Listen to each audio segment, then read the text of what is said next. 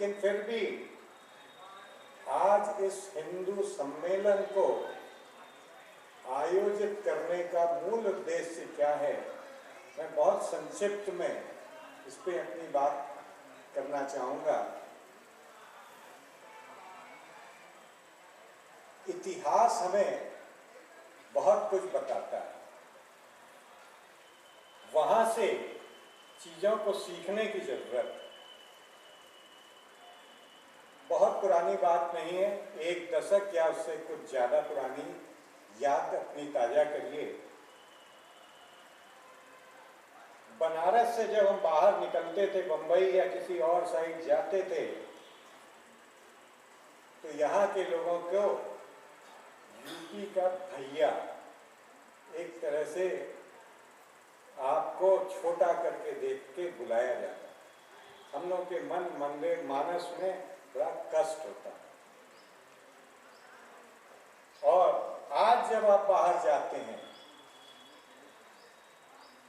तो आपको बड़े गौरव से, अच्छा आप बनारस से हैं, आपके जितने रिश्तेदार हैं, जितने परिचित हैं, सब बनारस आना चाहते हैं।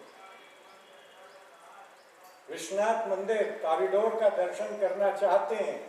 कोई ऐसा परिवार नहीं होगा जिसके यहाँ पे चला के विश्वनाथ मंदिर का दर्शन करने के लिए बाहर के उनके रिलेटिव, जान पहचान वाले न आते हों। संख्या निश्चित रूप से सबकी बड़ी। उनको बनारस आना है। कचौड़ी गली में नीलू की हींग वाली कचौड़ी खानी है। राम भंडार में जलेबी और सवेरे का पूरी का कचौड़ी का नाश्ता करना है। श्रीजी में मलैया खानी है। लक्ष्मी की चाय पीनी है, बैजू का पान खाना है। ये विगत 1 दशक में हुआ है, ज्यादा पुरानी बात नहीं है। इसकी वजह क्या है? आपके पीछे कोई एक सशक्त शख्सियत खड़ी जिसने इसके बारे में सोचा। आपने हाथ मजबूत किया, उसने यहाँ के बारे में सोचा और आज सिर्फ 1 दशक के अंदर हमारा वही काशी, वही बनारस, वही वाराणसी शिखर पे हमें नजर आता है पूरे वर्ल्ड में। ये बात सिर्फ इतनी सी नहीं है, इससे थोड़ा और भी सबक लेने की जरूरत है। अब थोड़ा पीछे चलिए इतिहास में। एक स्वर्ण काल था। सम्राट अशोक महान का हम लोग हिस्ट्री पढ़ते हैं, चंद्रगुप्त मौर्य की हिस्ट्री पढ़ते हैं। इसको भारत का स्वर्ण युग कहा जाता है। जब उस काल के बाद में पृथ्वीराज चौहान के बाद में जब वो हारे और एक सशक्त नायक पूरे देश पे राज करने के लिए नहीं था, तभी हमारे यहाँ पे आक्रमण शुरू हुए। 17 बार लूटा गया और जितनी बार लूटा गया, उन आक्रमणकारियों को ये समझ में आया कि ये लोग छोटे छोटे सूबों में बटे हुए हैं। कोई जाट, कोई मराठा, कोई सिख, तमाम अलग अलग राजा, हर प्रांत के सूबेदार एक एक क्षेत्र पे कब्जा बनाए हुए।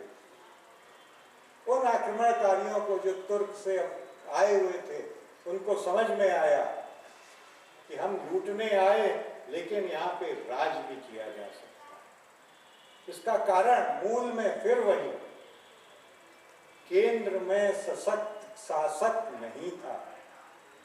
और उसके बाद में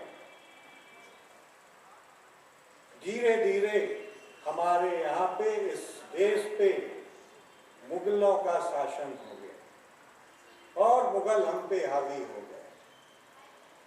आगे फिर इतिहास को और देखें, उस मुगल शासन के बाद जब मुगल शासन कमजोर हुआ, औरंगजेब के बाद जब वो अपने भोग विलास में लिप्त हो गए और वो कमजोर हुए केंद्रित रूप में, तब एक व्यापारी के रूप में एक कंपनी आई आपके ईस्ट इंडिया कंपनी के रूप में। वो यहाँ व्यापार करने के लिए आए और फिर आपके सर्विस प्रोवाइडर बन गए। राजाओं के लिए पब्लिक से टैक्स कलेक्शन, रेवेन्यू कलेक्शन, लगान कलेक्शन का उन्होंने ठेका लेना शुरू कर दिया और लगान वसूलते वसूलते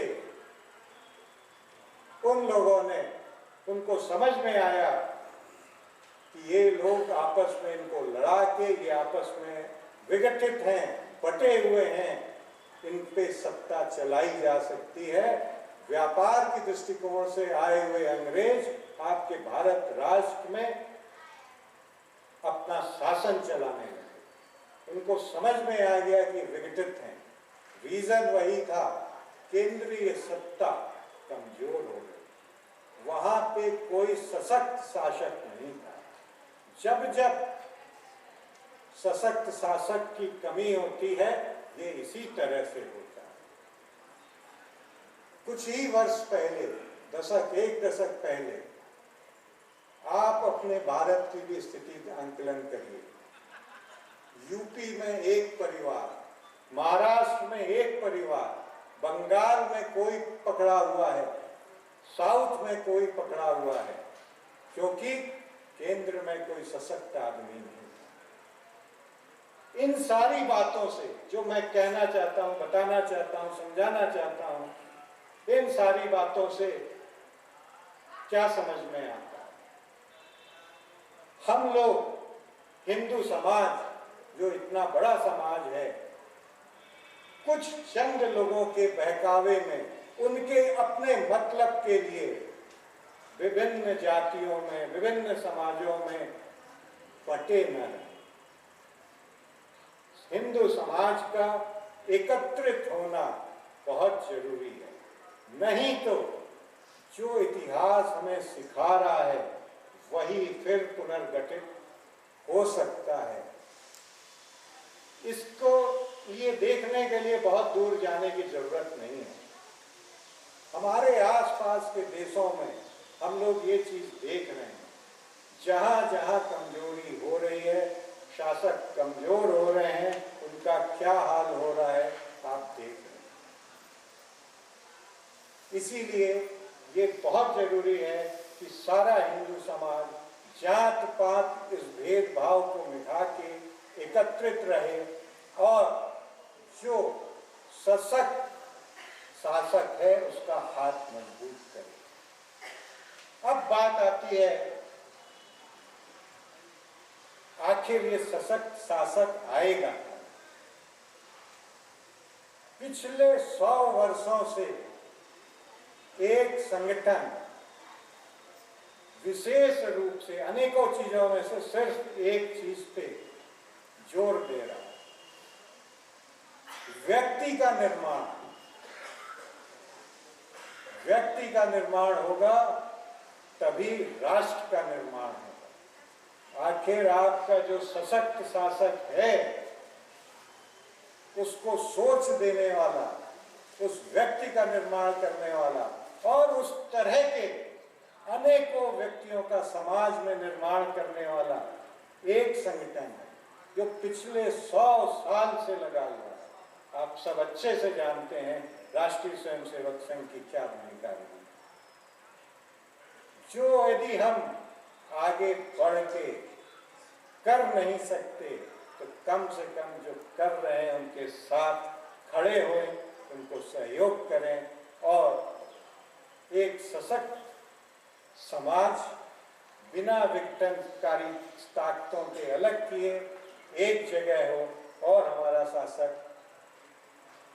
शक्ति उसको मिले, कम से कम इतना तो हम कर सकते। यही मूल उद्देश्य है आज के इस हिंदू सम्मेलन को आयोजित कर